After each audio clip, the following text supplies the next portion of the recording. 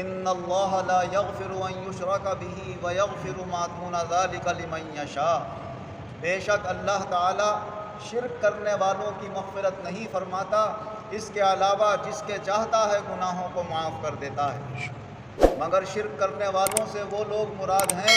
جو شرک کرتے کرتے ہی دنیا سے چلے جاتے ہیں۔ اگر کسی مشرک کو بھی اللہ تعالیٰ ایمان کی توفیق عطا فرما دے اور وہ اپنے شرک سے توبہ کر کے اللہ کی توحید کا قائل ہو جائے، محمد صلی اللہ علیہ وسلم کو اللہ کا رسول مان کر اپنے شرک سے پکی توبہ کر لے تو اللہ تعالیٰ اس کے گناہوں کو بھی معاف کر دیتا ہے۔ ہاں، جو توبہ نہیں کریں گے اور اسی حال میں دنیا سے چلے جائیں گے، آخرت میں ان کے لیے کوئی معافی کا خانہ نہیں ہے،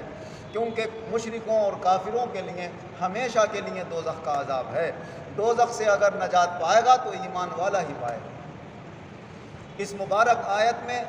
اللہ تبارک و تعالیٰ اپنے بندوں کو یہ بھی خبردار فرما رہا ہے کہ اے میرے بندو، جنت کا مالک میں ہوں، دوزخ کا مالک میں ہوں، کسی کو معاف کروں تو کوئی مجھے روک نہیں سکتا، کسی کی پکڑ کروں تو کوئی میرے اوپر حرف نہیں اٹھا سکتا، کیونکہ ہر چیز میری محتاج ہے، میں ہر چیز کا مالک ہوں، تم سب میرے محتاج ہو۔ اگر کوئی شخص یہ سمجھتا ہو کہ اس نے اللہ کی عبادت زیادہ کر لی، اس نے اللہ کا ذکر زیادہ کر لیا، تو اس کے زیادہ عبادت کرنے سے، زیادہ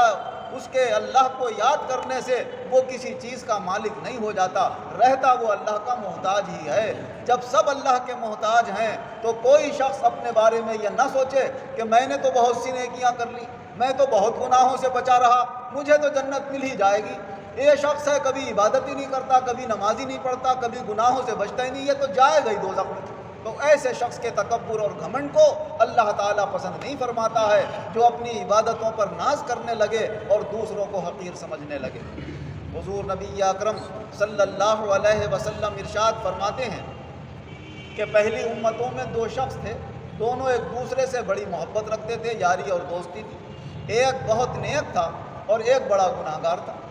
نیک آدمی اپنی نیکیوں پر ناز کرتے ہوئے اپنے ساتھی سے کہتا تھا کہ دیکھ، چھوڑ دے یہ برائیاں، باز آ جا ان حرکتوں سے، اور وہ کہتا تھا کہ بھائی میں جانوں میرا اللہ جانے، تمہیں اس سے کیا مطلب۔ ایک دن اس سے نہ جانے کون سا ایسا گناہ ہوا کہ اس کا دوست کہنے لگا بھائی یہ گناہ تو اتنا بڑا ہو گیا کہ اب تجھے اللہ تعالیٰ ہرگز معاف نہیں کرے گا، اور تجھے اب اللہ تعالیٰ کبھی جنت عطا نہیں فرمائے گا، تو دوزخ میں ہی جائے گا۔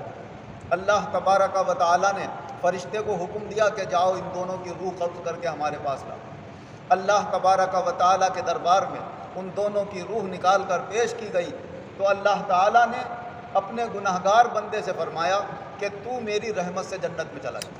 اسے جنت میں بھیج دیا، اور اس نیک سے کہا کہ تم سے اگر روکا جائے ہماری رحمت کو روک لو، ہم تو جس کو چاہیں گے اپنی رحمت کے سائے میں لے کر اسے جنت میں داخل کر دیں گے، تم سے اگر روکا جائے تو روک۔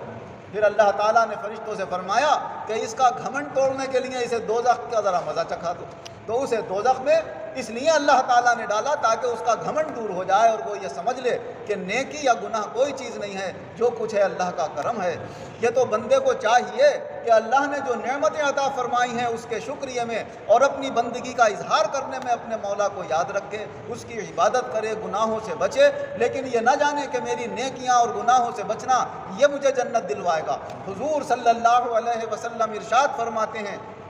کہ کسی کا عمل نہ کسی کو جنت دلوائے گا، نہ کسی کا عمل کسی کو دوزخ دلوائے گا۔ جو بھی جنت میں جائے گا تو وہ اللہ کے کرم سے جائے گا، جو بھی دوزخ سے بچے گا تو وہ اللہ کے کرم سے بچے گا۔ جو کچھ ملتا ہے وہ اللہ کے رحم و کرم سے ملتا ہے۔ جس پر خدا مہربان ہو جائے اس کو ذرا ذرا سی باتوں پر نواز کے وہ نقطہ نواز ہے، اونچے سے اونچا مقام عطا فرما دے، اور جس کو اللہ پسند نہ کرے تو اسے نہ جانے کون سے گڑھے کے اندر گرا دے۔ کوئی اللہ کو کسی بات سے نہیں روک سکتا۔ لا يسأل عما يفعل وهم يسألون، اللہ سے نہیں پوچھا جائے گا وہ جو کچھ بھی کرے، لیکن بندوں سے پوچھا جائے گا تم نے ایسا کیوں کیا تھا اور ایسا کیوں نہیں کیا تھا۔ اللہ تبارک و تعالی ہمیں اور آپ کو تکبر اور گھمنڈ سے محفوظ رکھے، ہمیشہ تواضع اور انکساری قائم رکھے۔ اللہ ہمارے گناہوں کو معاف فرمائے اور آئندہ گناہوں سے بچنے کی توفیق عطا فرمائے۔ الحمدللہ رب العالمین والعاقبۃ للمتقین والصلاة والسلام علی خیر خلقہ محمد وآلہ واصحابہ اجمعین۔